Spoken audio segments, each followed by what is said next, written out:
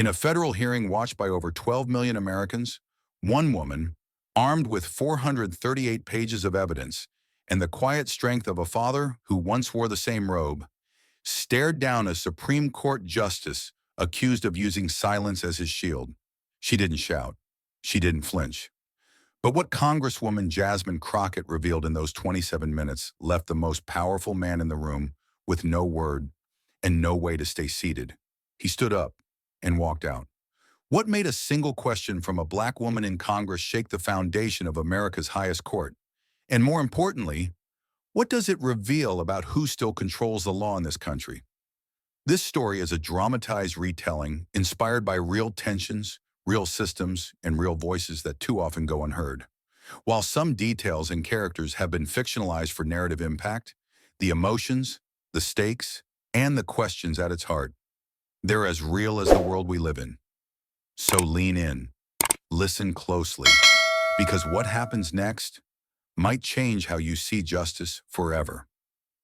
The gavel struck wood, but it was Jasmine Crockett's voice that split the air. It wasn't loud. It didn't need to be. The power came from its restraint. "Justice Alito," she began, her tone as level as a judge's ruling. "You've spoken often about judicial restraint and neutrality. And yet, in recent years, your public comments and legal opinions have raised significant questions among scholars, the media, and the public alike. I'd like to walk through a few examples, if I may. There was no aggression, no performance, just a calm, piercing cadence that didn't ask for authority. It assumed it." Alito leaned back slightly, folding his arms in a gesture that pretended to be comfortable, but felt more like armor. "Congresswoman Crockett," he replied, his voice edged with that seasoned judicial condescension cultivated over decades behind benches and beyond reproach. "If this is going to be a lecture, I hope it's at least an original one." The sentence dropped like a polished insult, a veneer of civility wrapped around something meant to cut. One or two staffers chuckled too quickly, too nervously. A few more avoided eye contact altogether. Even the chairman paused in his note-taking. But Jasmine didn't so much as look up. She stayed exactly where she was, eyes on her papers, lips unmoved except for the single sentence that changed the temperature of the room. "Don't worry, Justice," she said evenly. "You haven't heard this before." And there it was, the spark. Not a rebuttal, not a retort, just a calm warning from someone who wasn't here to spar, but to expose. For half a breath, the room forgot to exhale. One of Alito's aides shifted in his seat. A reporter near the center aisle typed faster. The camera's words softly, already zeroing in. Jasmine flipped a page and continued. "Let's begin with the July ruling on campaign financing. In your majority opinion, you cited Buckley versus Valeo as controlling precedent. However, in the prior term, during Hancock versus Rhodes, you dismissed that very precedent as irrelevant.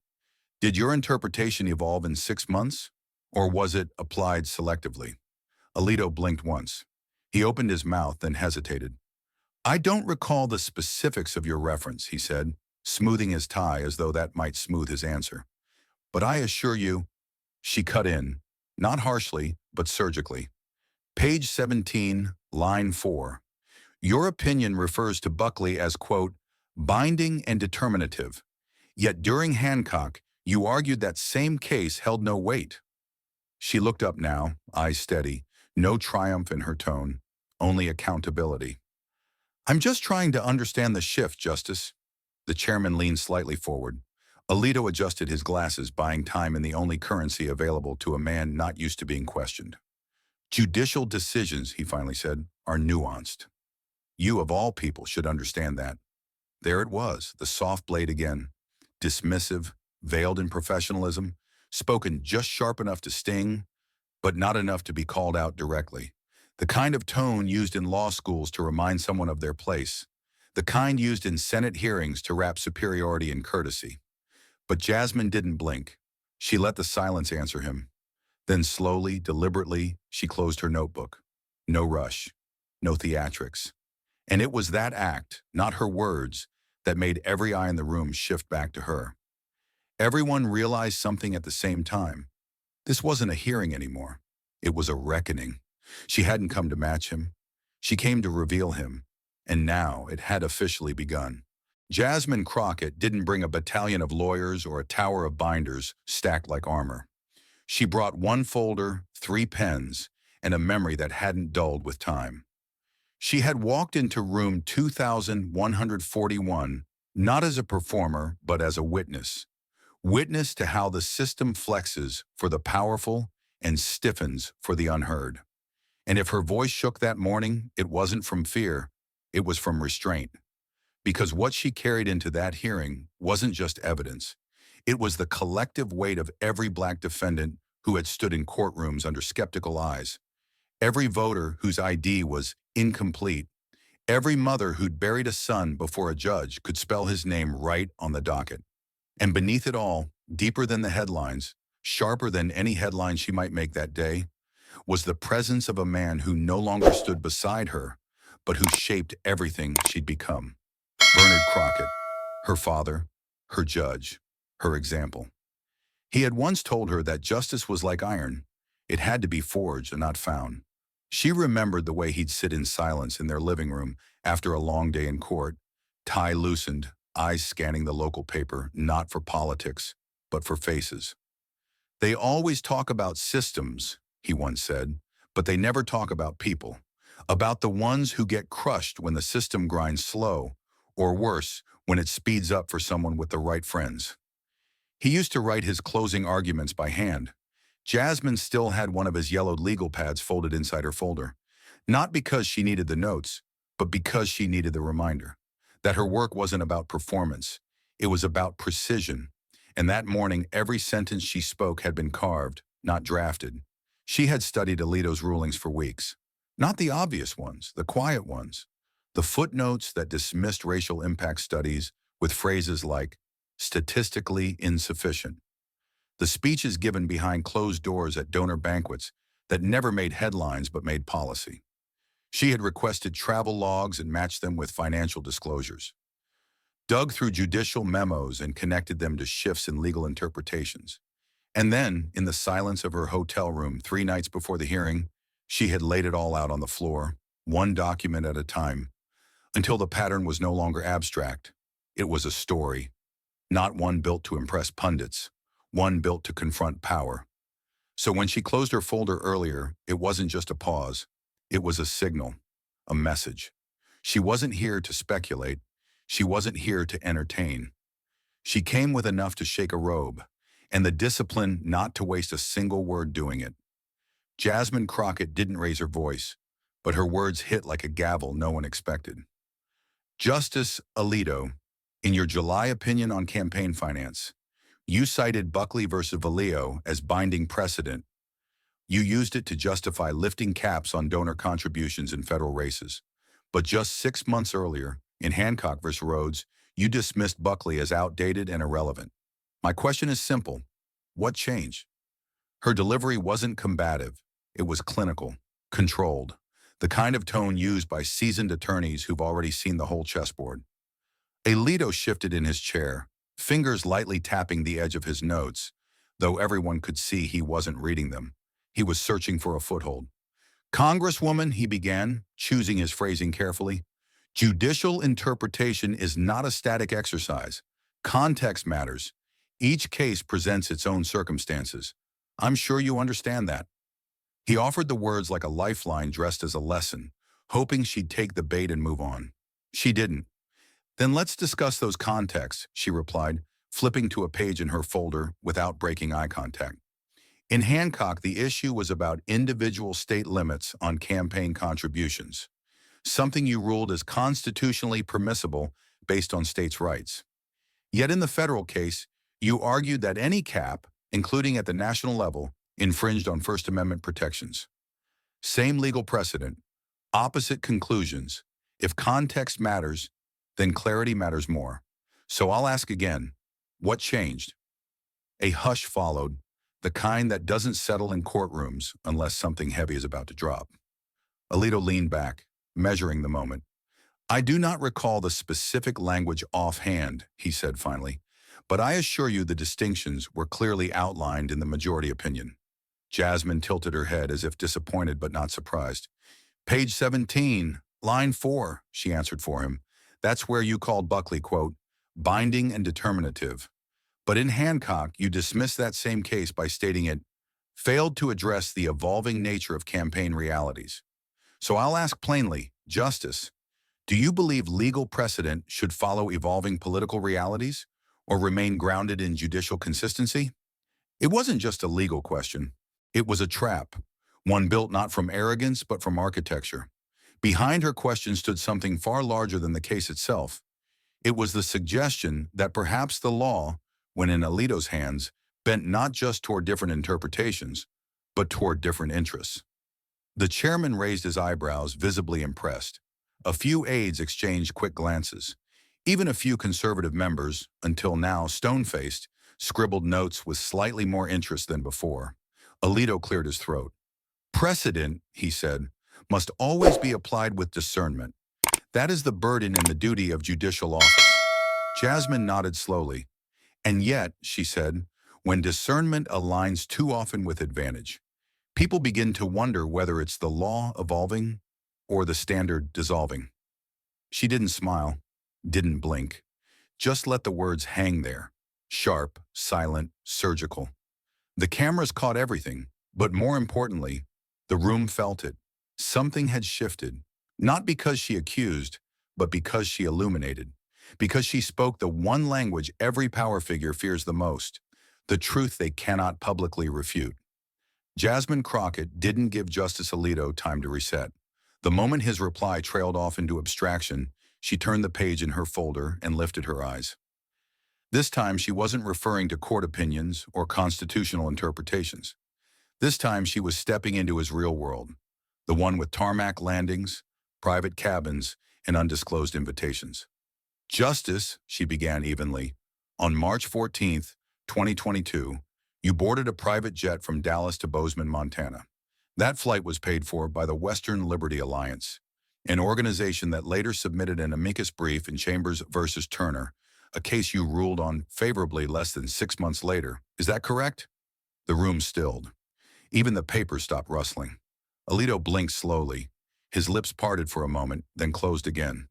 That event, he said finally, was deemed a personal engagement and therefore not subject to formal disclosure requirements. Jasmine tilted her head slightly, not in challenge, but as if offering him a second chance.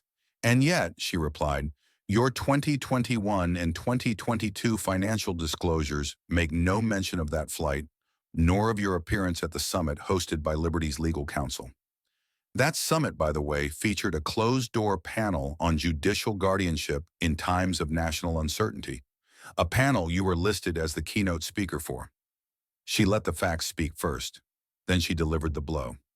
Would you agree that public trust in judicial neutrality depends not only on actual impartiality, but on the appearance of it?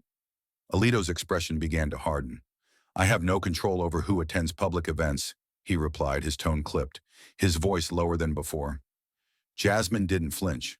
True, but you do have control over accepting luxury travel from political interest groups. You had control over disclosing that interaction, and more importantly, you had control over whether or not to recuse yourself from a case in which that same group filed supporting arguments. You chose not to. She paused just long enough for the words to land, then added with quiet precision, would you say that was a neutral decision? The silence that followed wasn't rhetorical. It was radioactive. People shifted uncomfortably. One staffer near the rear scribbled a note and then stopped halfway, as if the weight of it was too much. Jasmine continued, her voice steady as breath. Justice, I'm not implying you sold a vote. I'm asking a far more basic question. When the highest court in the land starts to look like a private club, where the doors open easier for some than others, what message do we send to the people locked outside? Her eyes moved across the dais, not just at Alito, but at everyone watching. This isn't about politics. It's about perception, and perception becomes precedent when left unchallenged. Alito's jaw tightened. There was no legal obligation to recuse, he said quietly. Jasmine nodded. And yet there was an ethical one. a responsibility not written in law books but carved into the public's faith. For the first time, there was no immediate response, no clever deflection, no polished sentence ready for the record, just stillness and the visible discomfort of a man realizing he was no longer holding the gavel in this room. Jasmine didn't smirk, didn't gloat. She simply turned another page, like a professor moving calmly to the next chapter, knowing her students weren't ready for the lesson they were about to receive. The room didn't breathe. Not really, it hovered. Somewhere between recoil and realization, between denial and the cold draft of truth seeping in through cracks no one could seal anymore.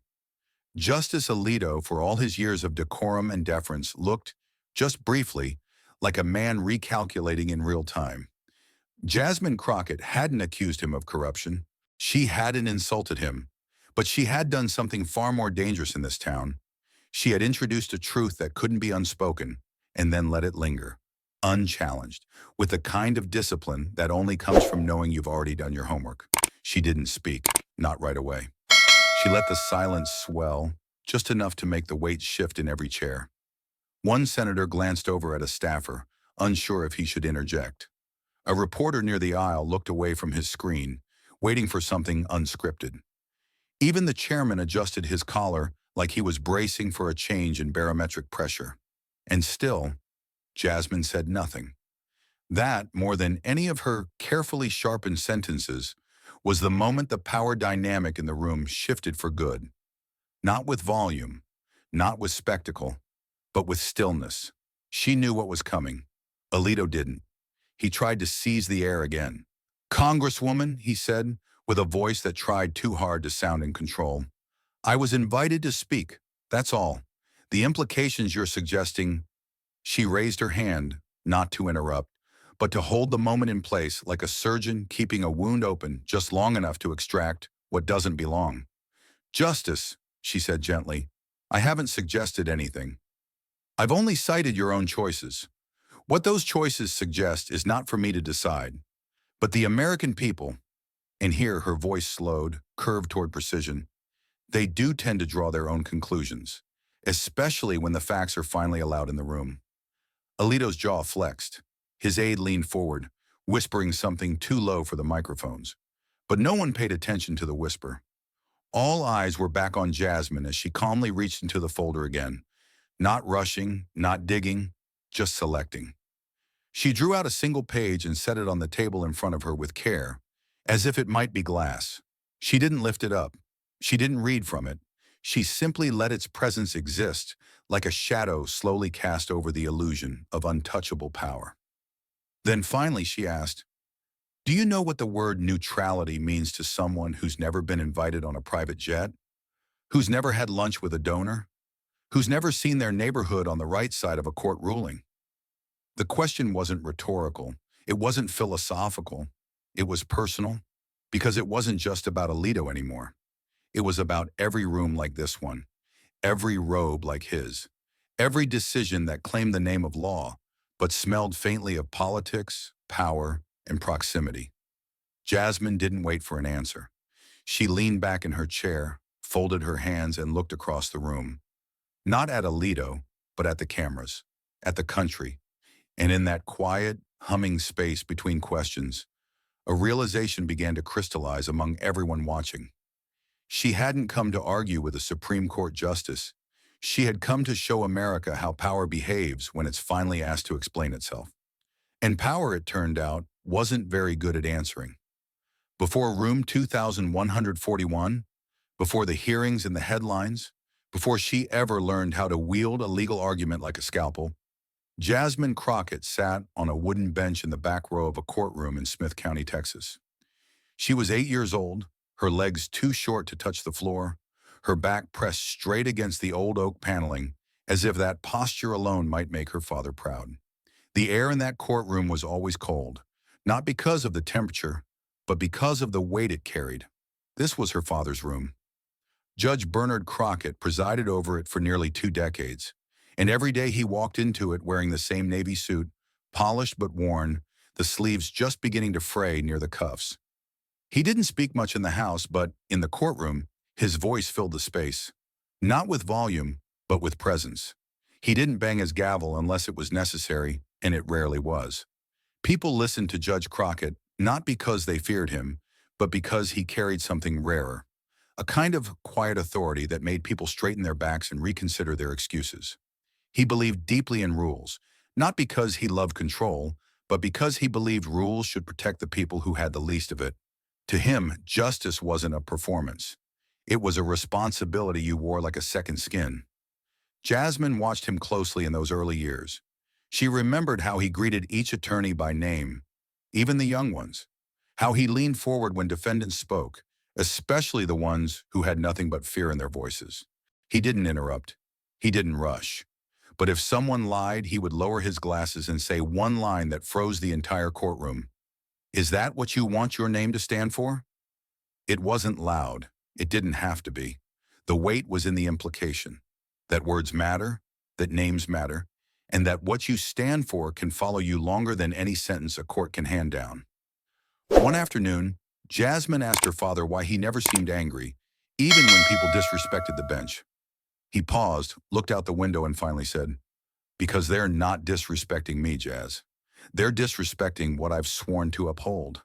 And that's bigger than either of us." She didn't understand it fully then.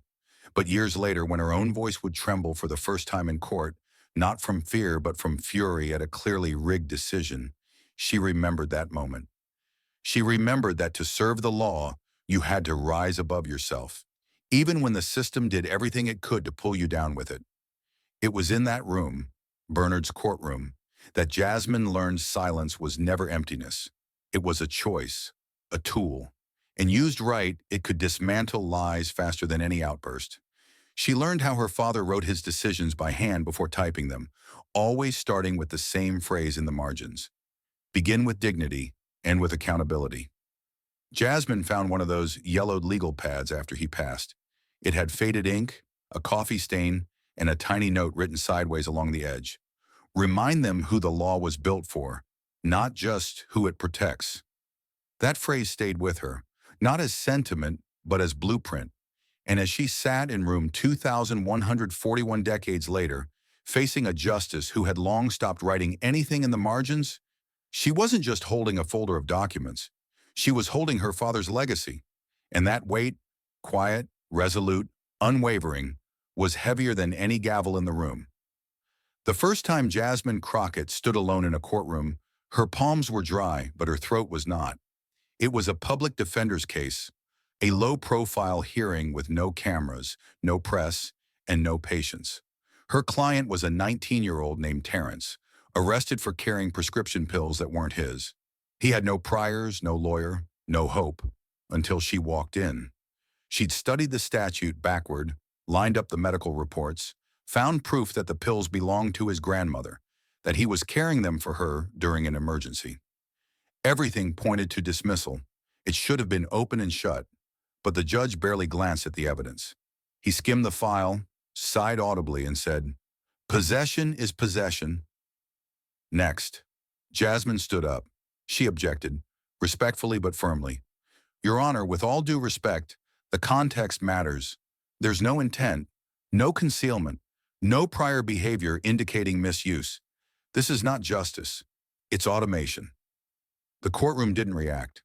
The judge didn't even look up. "Counselor, this isn't a seminar. He'll take the plea or go to trial. Either way, the charge stands." Terrence turned to her, wide-eyed, and whispered, "I didn't do anything." She whispered back, "I know." But knowledge wasn't enough. She tried. She filed an emergency motion. She quoted 3 precedents in rapid succession. None landed. The judge had already moved on. 20 minutes later, Terrence took the plea deal. 30 days, suspended sentence, 2 years of probation. He didn't understand what he'd agreed to. He thought he'd been cleared. Jasmine didn't have the heart to explain that the next time, no matter how small the offense, he'd walk into court as a repeat offender. That night, she sat in her car outside the courthouse until the parking lot lights shut off. No calls, no tears, just the sound of the dashboard clock clicking forward without apology. She didn't blame the judge. Not entirely. She didn't blame the system either, because she already knew what it was. What she blamed was herself, for not being fast enough, sharp enough, relentless enough, for believing that facts alone would be enough to stop a machine built to punish more efficiently than it protected. The next morning, she walked into her father's study, the same room where he had written closing arguments by hand, and opened the drawer that still smelled faintly of his aftershave. Inside were old case files, faded photos, one of them of him holding her at her law school graduation. On the back, in his tight, neat handwriting, were 7 words: "You lost one. Don't forget. Just grow." That line changed something. It gave her permission to feel the failure without carrying it like shame. She went back to the office with a different posture. Not broken, not bitter, but surgical. Every case after that, she prepared like it was war. Not because she wanted to win for glory, but because she understood now. People like Terrence didn't get second chances. Not in court, not in the system, not in America. Years later, when she stood in room 2141, facing a Supreme Court justice with a record of rulings that erased nuance and buried context, she didn't tremble. She didn't shout. She just remembered that courtroom, that boy, that failure, and the lesson it carved into her spine. That justice isn't something you inherit. It's something you earn, case by case, voice by voice, even when the system isn't listening, especially when it isn't. There was a time when the name Crockett didn't carry weight in Washington. It was just a name, simple, Southern, and for many who heard it, easy to underestimate. Some mistook it for a relic of frontier mythology. Others couldn't place it at all. No political dynasty, no coastal pedigree, no Harvard law behind it. Just a girl from Tyler, Texas, whose parents were public school teachers and who wore her background like a badge instead of a burden. But names, like reputations, evolve not by design, but by resistance. And Jasmine Crockett had spent her entire career forcing people to relearn how they said hers. When she first ran for office, a campaign advisor suggested she use her middle name instead. It sounded less confrontational, they said. Another told her to soften her tone in debates, smile more, avoid sounding like a litigator. She didn't take either suggestion, because to her the name Crockett didn't need polishing. It needed remembering. It was the name her father wrote on legal briefs in a county where black judges were still called boy behind closed doors. It was the name that appeared on her grandmother's voter registration card, the one she fought 3 years to get after being wrongly purged from the rolls. It was the name that Terrence remembered when he saw her again years after his sentencing and said simply, "You tried." No one else even did that. Now, in rooms with marble walls and velvet-lined chairs, that name walked in before she did. When she rose to speak, people listened, not out of courtesy, but out of curiosity. What would she bring this time? What would she say that no one else dared to? But Jasmine never mistook their attention for acceptance. She knew some of the same people who praised her on camera still rolled their eyes in private, still doubted her credentials, still whispered that she was too much or too pointed or too angry to lead. But she didn't care about their discomfort because she wasn't here to be digestible. She was here to be undeniable. Her name was no longer just a signature at the bottom of a resolution. It was a signal, one that meant if you're going to dismiss her, be ready to be quoted. If you're going to test her, bring more than a robe and a title. And if you're going to face her across a hearing table, know this: Crockett doesn't come to react. She comes to reveal. In a town where names are often built on legacy or leverage, she built hers the old-fashioned way, by standing when others bowed, by speaking when silence was easier, and by refusing to let someone else write the meaning of her story. Jasmine Crockett didn't raise her voice. She didn't need to. The paper in her hand said everything she hadn't yet. It was a single document, 8 pages long, printed on plain government letterhead, edges slightly worn like it had been read more times than anyone wanted to admit. At the top, in small, neat type, were the words, "Judicial Conference Internal Memorandum, for Chambers Review Only." She didn't wave it, didn't flash it to the cameras. She simply placed it gently on the hearing table in front of her, as if setting down evidence at a crime scene. "Justice Alito," she began, her voice low and deliberate, "this is a memo from your chambers, submitted to the Judicial Conference in September of 2021. It concerns pre-hearing strategy notes for Klein v. Dobbs, a case you ultimately presided over. She paused not for effect, but to allow the meaning of that sentence to register. Alito's eyes narrowed. His aide leaned in, whispering something that clearly didn't help. Jasmine continued. This memo was flagged by a staff attorney due to internal inconsistencies in language surrounding the plaintiff's arguments. Specifically, a section highlighted where you, under your own initials, referred to the plaintiff's claim of coercion as, quote, politically motivated and likely exaggerated. The words landed like a dropped hammer. Not shouted, not dramatized, just laid bare. Alito's fingers twitched slightly as he adjusted his glasses, the only outward sign that he had not, in fact, expected this to surface. That document, he said, voice tight, was never finalized. It was a draft, not submitted into record. Jasmine didn't blink. But it was circulated, reviewed, and referenced by at least 3 chambers, according to internal communications obtained by the committee. It may not have reached the public docket, but it shaped how the case was discussed before it ever saw the open court. Her eyes sharpened. That's not just preparation, Justice. That's prejudgment. The room absorbed her words with the kind of silence usually reserved for verdicts. A few committee members exchanged glances. One reached for a pen, not to take notes, but to steady her own hand. The weight of what was being said, what was being proven, had shifted the air, and Jasmine wasn't finished. This memo, she continued, tapping the page gently, contains language that refers to the lead plaintiff as a known political agitator leveraging personal trauma for judicial sympathy. It also categorizes amici briefs from civil rights organizations as ideologically loaded and strategically coordinated to manufacture public pressure. She let that sit for just long enough. Justice Alito, you swore to uphold impartiality, not just in your rulings, but in the appearance of how you arrive at them. Canon 3 of the Judicial Code of Conduct states that a judge shall perform the duties of judicial office impartially, competently, and diligently. That includes pretrial communications, especially internal ones. Would you say labeling plaintiffs as agitators before oral arguments aligns with that canon? Alito opened his mouth, then stopped. He looked to his aide, who said nothing this time.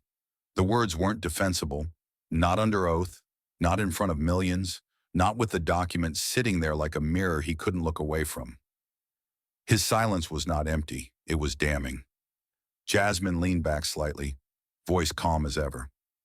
This memo may not have been signed for the record, but it left fingerprints all over a decision that reshaped civil rights litigation in 3 states. If we're here to talk about ethics, then let's talk about how they erode, quietly, internally, and before anyone ever sees a courtroom. And with that, she folded the memo shut, not like someone finishing a point, but like someone who had just opened a door the justice thought would never see light. The moment the memo closed, it wasn't just the document that settled, it was the tension in the room, tightening rather than releasing, as if everyone understood that what had just been revealed was only the beginning. Jasmine let the silence breathe, a skill she had long mastered. You didn't need to fill every second with words. Sometimes letting truth hang in the air was more powerful than hammering it in. She folded her hands gently and looked directly at Justice Alito, her voice steady as she began again. Justice, I want to return briefly to the foundation of our discussion. Canon 3 of the Judicial Code of Conduct. She said it plainly but with weight. In that room, the mention of Canon 3 was not abstract. It was sacred. Every federal judge in the country is expected to live by it. It governs how justices should act, not just in the courtroom, but in chambers, in writing, in conduct, and even in tone. It speaks of impartiality, diligence, and above all, the appearance of fairness. Jasmine continued, Canon 3 requires that a judge perform the duties of judicial office impartially, competently, and diligently, not just in the letter of the law, but in how justice is perceived by those who are most affected by it. Alito leaned back, arms crossed now in a subtle show of resistance. He had stopped replying immediately, not because he had nothing to say, but because every answer now carried risk. Jasmine didn't press with volume. She pressed with clarity, Let's speak plainly, Justice. When your own memo includes descriptions of civil rights plaintiffs as agitators and characterizes legal arguments as ideologically motivated, it no longer matters whether those words made it into your opinion. What matters is that they shaped your view before the case was heard. That's not diligence. That's predisposition. She let that settle before continuing. We do not expect justices to be blank slates, but we do expect them to honor the gravity of what's before them. When a person walks into a courtroom, especially someone from a marginalized background, they don't just bring their case, they bring history. And when that history is dismissed as noise before it's even spoken aloud, the robe you wear becomes less a symbol of balance and more a shield from accountability. Alito's jaw tightened, but he said nothing. A reporter near the back of the room whispered into his mic, "She's dismantling him," without raising her voice. A senator to the left of the dais scribbled a note, then circled something 3 times. The chairman shifted slightly but didn't interrupt. No one did. Because the room by then understood what was happening. This was no longer just a hearing. It was an audit of power, and Crockett had the receipts. She glanced down at the memo once more before looking up. "Justice, you've said publicly that judges are guardians of constitutional order. I agree, but guardianship requires humility. It requires discipline, and it requires a moral compass that doesn't sway depending on which way the political wind is blowing." She leaned forward now, not aggressively, but like someone anchoring a point in stone. "You sit on the highest court in the land. You are not simply interpreting law. You are shaping the values by which the next generation will define justice. If the court loses the appearance of impartiality, then even its correct rulings begin to look suspect. And when that happens, the entire institution begins to rot, from the inside out." It wasn't a threat. It was a warning, not shouted but delivered with the gravity of someone who had seen the consequences of unchecked power up close. Jasmine sat back slowly, the room still holding its breath. She hadn't issued judgment. She didn't need to. She'd simply reminded the nation that when a justice forgets what the robe demands, someone must be willing to stand up and ask why. It didn't happen all at once. No single gasp, no pounding of the gavel, no thunderclap moment. It was slower than that, more dangerous than that.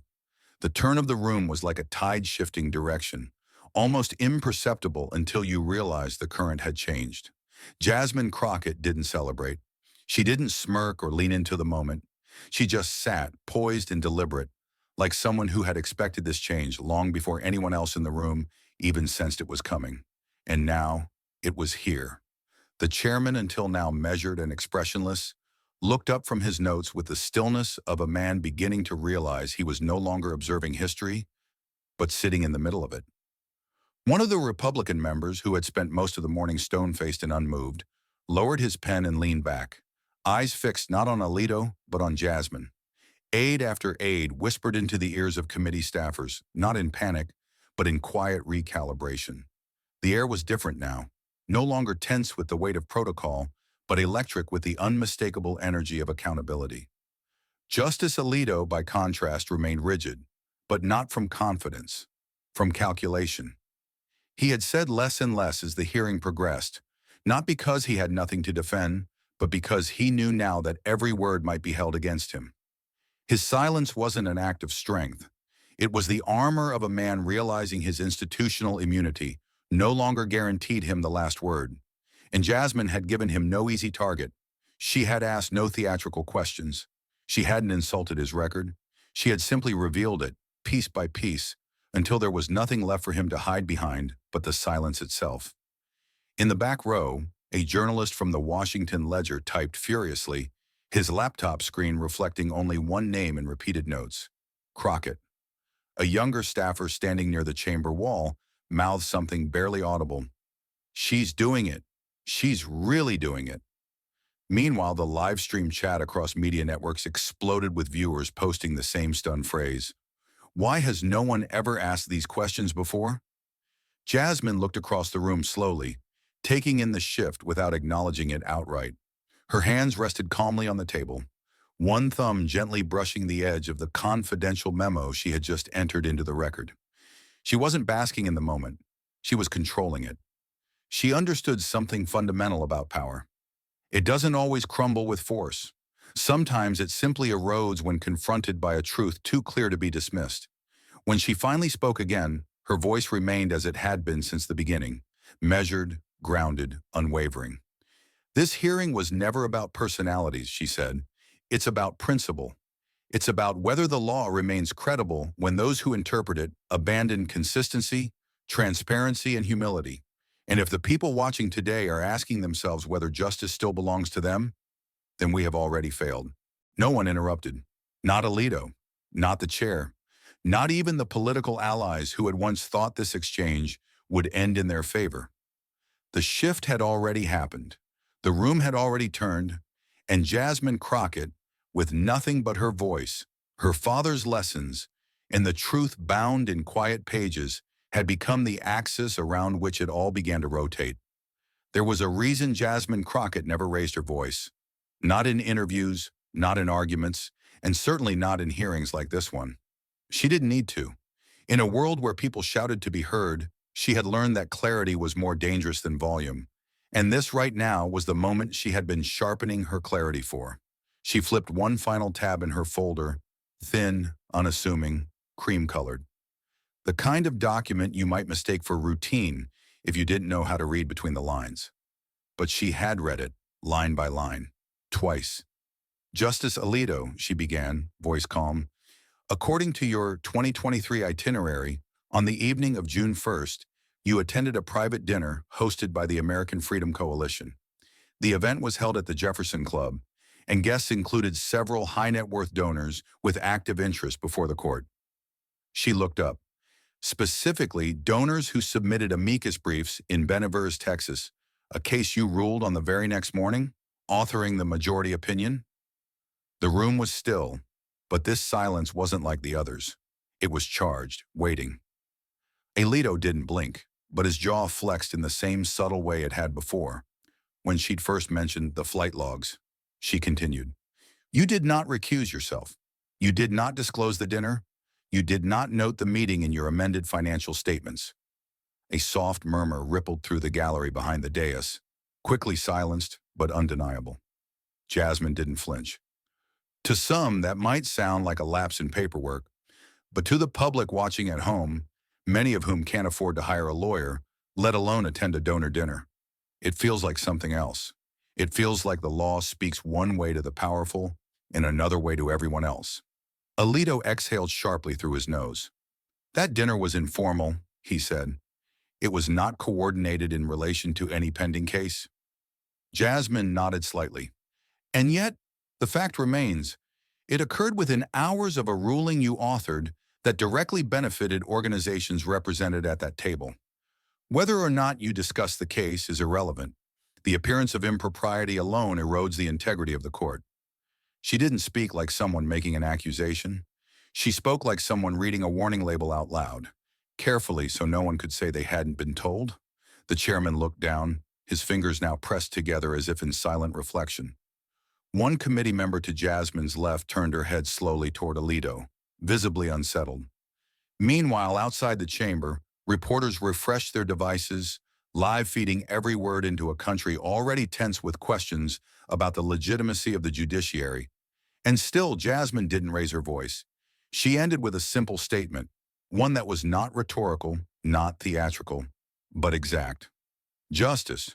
When people see a judge accept privilege in private and wield power in public, they stop believing in fairness. And when they stop believing, the law loses more than respect. It loses meaning." No shouting, just clarity. And in the quiet that followed, the walls of deference that had long insulated Samuel Alito began to crack, not from outside pressure, but from the undeniable weight of facts spoken plainly, in a voice that refused to tremble. By now, the chamber no longer felt like a courtroom. It felt like a mirror, held up not just to Justice Alito, but to the entire institution he represented. And Jasmine Crockett, with her voice unwavering and her facts meticulously laid out, wasn't just building a case.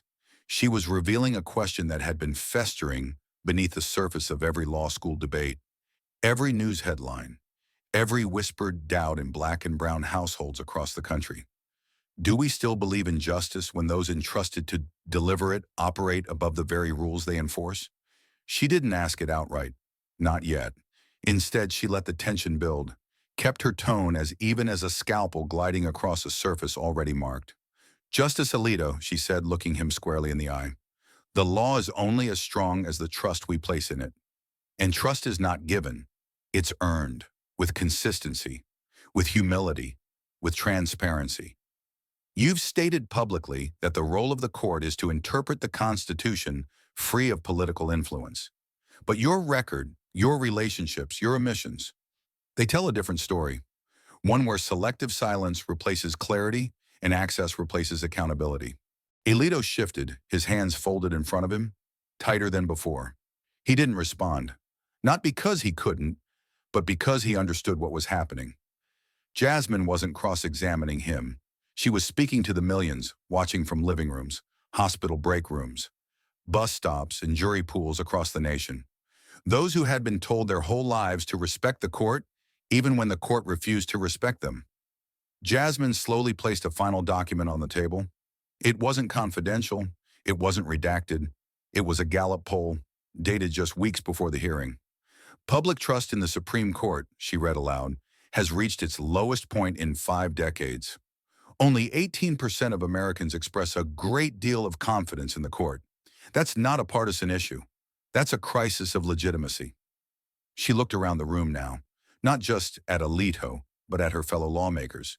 And yet, here we are, treating that collapse in confidence as procedural inconvenience, instead of the constitutional emergency that it is. The weight of her words settled across the chamber like dust on an old flag.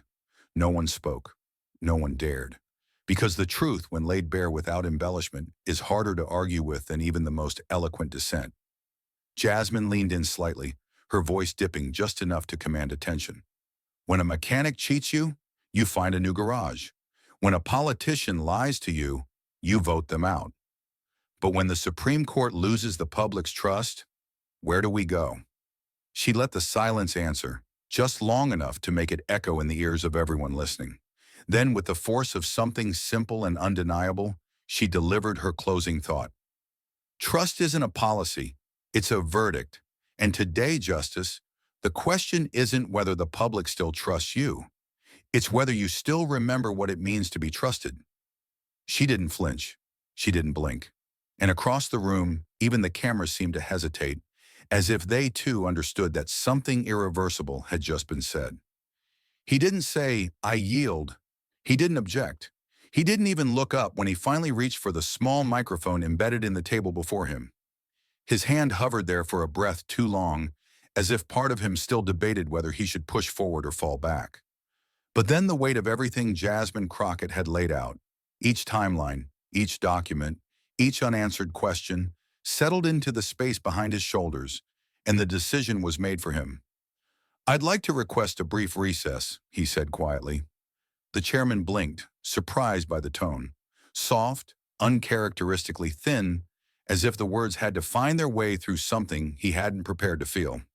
"Justice Alito," the chairman said, eyes narrowing slightly, "you still have time remaining for response." The implication was polite, but unmistakable.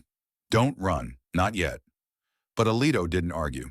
"I understand," he replied, his voice even lower now, almost inaudible to those beyond the front row. "But I won't continue under these conditions. No elaboration, no closing statement, no legal framework to defend the retreat. Just that. I won't continue." He stood slowly, pushing back his chair with the smallest scrape of wood on carpet. His papers remained untouched, his pen still aligned perfectly next to a pad of notes that no longer mattered. His aide moved as if to speak, but he raised one hand, enough to silence her, if not the questions now flooding the minds of everyone watching. He didn't glance at Jasmine. He didn't acknowledge the panel. He just walked out. But it wasn't an exit. Not the kind a powerful man makes when controlling the room. This was something else entirely. Slower, quieter, heavier. It was the kind of walk that follows a realization, not a strategy. The kind that says, "I was never ready for this kind of truth." The door shut behind him with a soft but final click. No one moved, no one spoke. The silence that followed wasn't tense. It was hollow, like something had left the room that would never quite return in the same shape again. Jasmine didn't smile. She didn't allow herself a moment of triumph. She simply closed her folder, calmly, as if she had just finished a routine deposition. But those watching, inside and far beyond that chamber, knew what they had seen.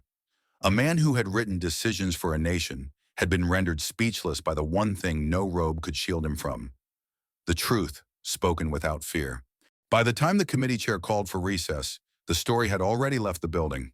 On the other side of Capitol Hill, push notifications were lighting up phones in law firms, living rooms, hospital waiting areas, and church parking lots. Justice Alito walks out mid-hearing. Congresswoman Crockett stuns court. "You're not standing, Justice. You're sitting." The line was already being quoted on cable news panels before Alito had even reached the elevators. On social media, clips of the hearing began spreading with impossible speed, hashtags piling up like courtroom exhibits. # Crockett versus the court, # truth in silence, # ethics on trial. In less than an hour, the #1 trending search in America wasn't the name of the case. It was hers. Yet in room 2141, Jasmine Crockett didn't celebrate. She sat quietly as she had before the hearing began, flipping back through her notes, as if reviewing a class syllabus instead of replaying the moment she held one of the country's most powerful legal minds accountable on live television. There was no fist pump, no whispered "we got him," no visible reaction at all. If anything, she looked still, composed, like someone who understood that winning a moment meant little if the system itself remained unchanged. Outside the chamber, a small storm had begun to form. Reporters pressed their faces against the glass doors, jostling for space, trying to position cameras for Alito's return, which never came. Anchors scrambled for context while commentators speculated whether this was historic, calculated, or just the beginning. Everyone wanted a headline, a soundbite, a spin. But Jasmine had never played to the spin, and even now, with the eyes of the nation swiveling in her direction, she didn't lean in. She didn't feed the frenzy, because she knew something most people in Washington forgot the second they went viral. A trending moment is not the same thing as a turning point. One of her staffers approached quietly, phone in hand, whispering about millions of views, about news anchors calling it the most disciplined takedown of judicial hypocrisy in a generation. Jasmine glanced at the phone, nodded once, and said only, "Mark it. Move on." The staffer blinked. "That's it?" Jasmine offered the hint of a tired smile. This hearing wasn't about making news. It was about making a record. And the record now was undeniable. The memo, the dinner, the flight, the silence, the walkout. All of it entered into public view. Indelible, archived, no longer buried in footnotes and closed-door conferences.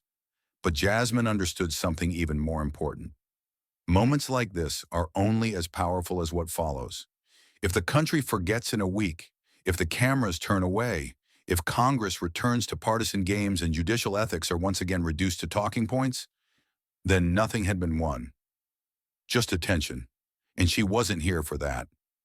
Outside the building, a journalist shouted through the crowd, "Congresswoman Crockett, was this a victory?" But she kept walking, her staff forming a quiet barrier around her. Because Jasmine Crockett didn't come to win the moment. She came to warn the system. And somewhere deep down, even those scrambling for sound bites could sense it. This story wasn't over. It had only just made it onto the record. The Capitol at midnight didn't sound like democracy. It didn't hum with debate or echo with policy.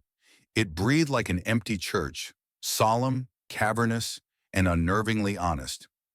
Jasmine Crockett's heels clicked softly against the marble floor as she walked down the hallway outside room 2141, the same hallway where days earlier, Justice Samuel Alito had exited without looking back. The lights above her buzzed faintly, not quite flickering, but never fully steady. Security had offered to walk her out, but she declined. She wanted to move through this space alone, without protocol, without procession, just presence. Her folder was tucked under one arm, her coat draped over the other. No cameras followed her here. No reporters waited around the corner. There were no donors, no staffers, no slogans. Just her in the silence. And in that silence, the questions returned. Not the ones she had asked him, but the ones that now asked her. Had it been enough? Had the truth landed where it needed to? Or would it be buried again in paperwork and time, just like so many hearings before it? She paused at the door to the hearing room, now locked, now quiet. It looked smaller in the dark, less grand, less like the room where decisions echo through history, and more like any other government chamber with stiff chairs and overpolished wood. But Jasmine knew better. She knew that history doesn't happen in grand gestures. It happens in the pauses, in the stare that doesn't blink, in the line that doesn't move, in the truth that refuses to be reworded for comfort.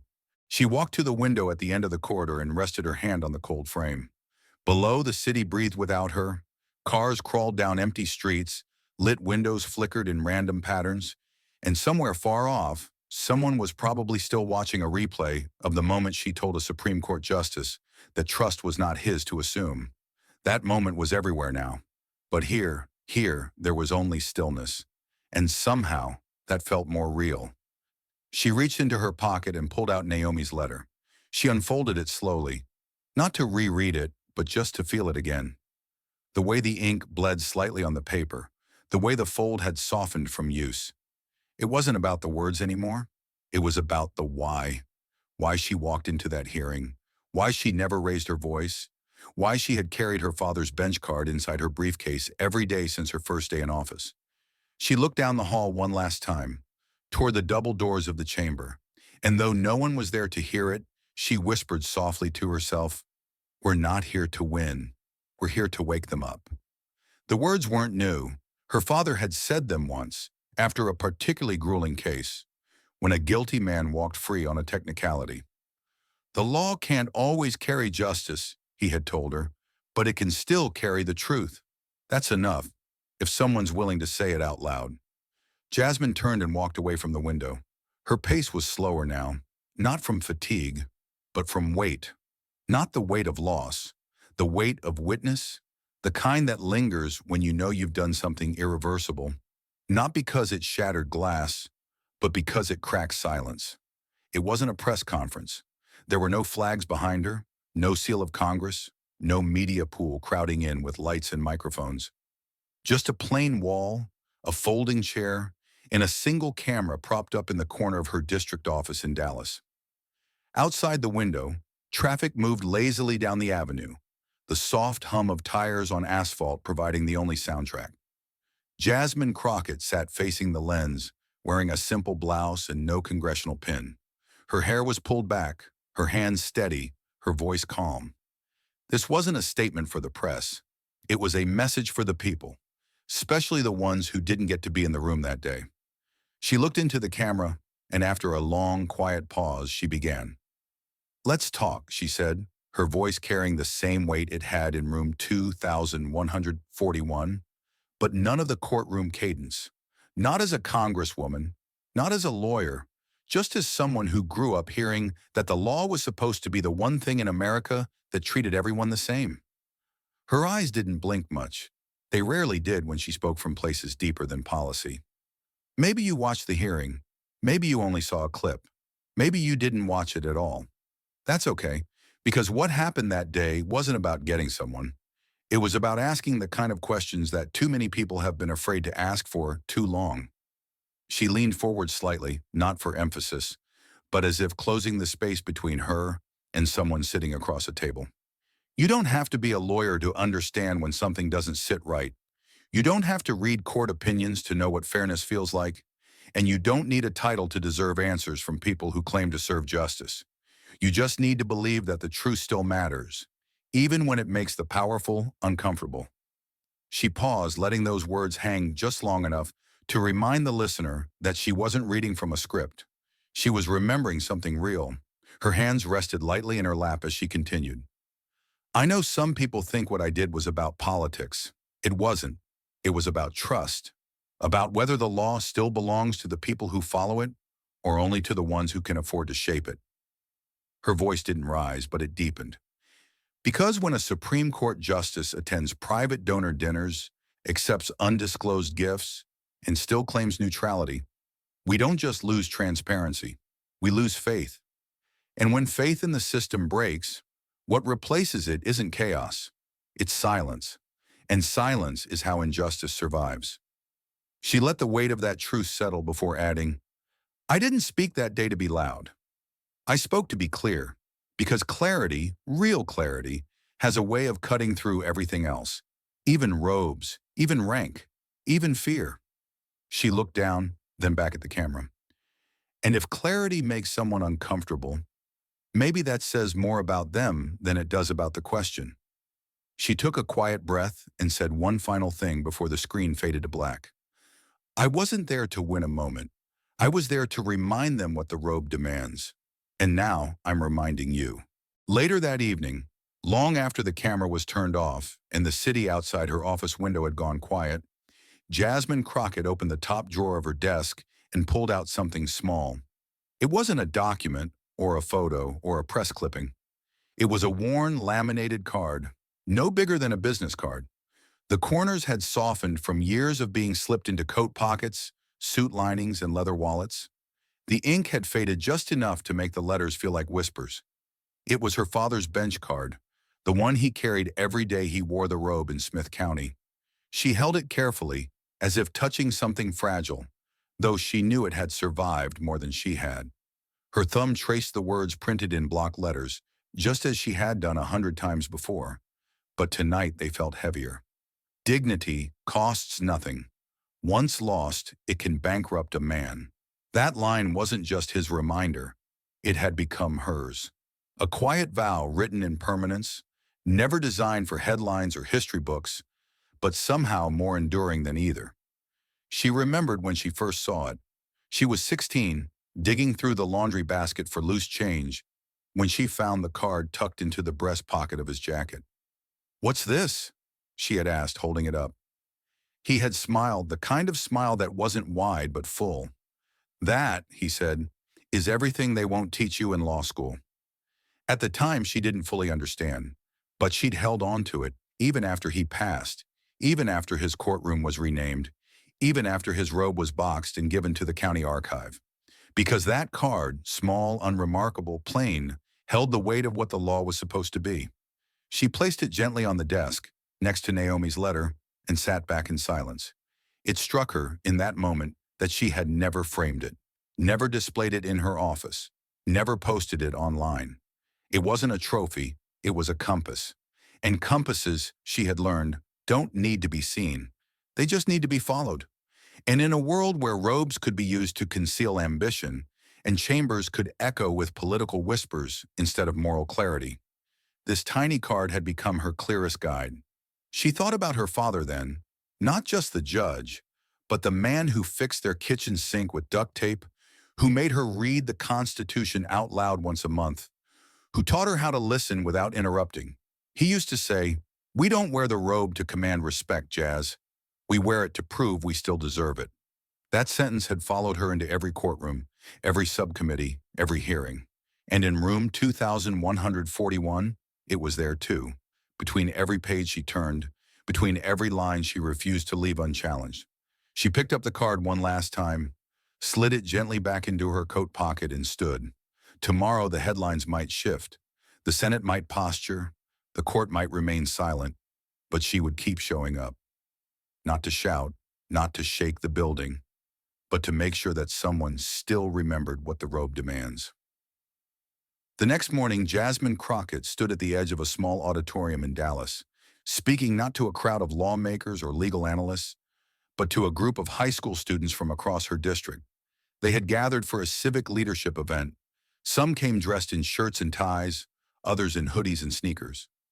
Most of them had seen the hearing on their phones in bits and pieces, between classes, on buses, over lunch breaks, and they didn't come for ceremony. They came because something in them stirred when they saw her speak without flinching. She didn't bring a speech. She didn't need one. She looked out over the crowd and asked a question that had no wrong answer. How many of you have ever been told to wait your turn? Hands rose. Heads nodded. eyes narrowed with memory. They'll tell you, she continued, that you're too young, too angry, too loud, too complicated, too passionate, and when none of that works, they'll tell you you're not ready. She paused and then added, but sometimes it's not that you're not ready. It's that they're not ready for you. She took a slow breath and stepped forward. Don't wait your turn. If something's wrong, say it. If you see someone silenced, stand with them. If the system forgets who it's supposed to serve, remind it. Her voice didn't rise, but her presence filled the room. You don't need permission to speak with conviction. You don't need a degree to demand fairness. You don't need a robe to stand for justice. All you need is the willingness to say, not today, not on my watch. There was no applause line, no standing ovation, just silence, the good kind, the kind that meant they were really listening. She smiled faintly and added one last thing. The robe doesn't give you power. The title doesn't give you truth. What gives you both is the decision to show up when it's easier not to. So if someone tells you to wait your turn, tell them this. I didn't come here to wait. I came here to work. As she stepped off the stage, one girl near the back whispered to a friend, she talks like it's already inside us. And maybe that was the point all along. Jasmine Crockett didn't walk into that courtroom to steal power. She walked in to remind the rest of us that we already have more than we think, and we don't have to wait to use it. Sometimes justice doesn't arrive in a thunderclap. Sometimes it walks in quietly, armed with facts, clarity, and the will to stay standing even when the room turns cold. Jasmine Crockett didn't need to shout to be heard. She didn't need to win the room. She just needed to remind all of us, what the robe demands. And now, we turn to you. Because this isn't just her story, it's ours too. In every courtroom, every school hallway, every workplace, every voting booth, we are faced with the same question Jasmine asked with her presence. Do we still believe in justice enough to protect it? If this story stirred something in you, if it made you feel proud, angry, seen, or awakened, don't let that fade. Like this video to show the algorithm that truth still matters. Subscribe if you believe stories like this deserve a platform louder than silence. Comment below, what does justice mean to you? Or tell us who you think needs to hear this story today. Share this video with one person who's ever been told to wait their turn, because sometimes all it takes is one voice to remind the rest of us. We don't need to wait to demand better. We just need to stop asking permission.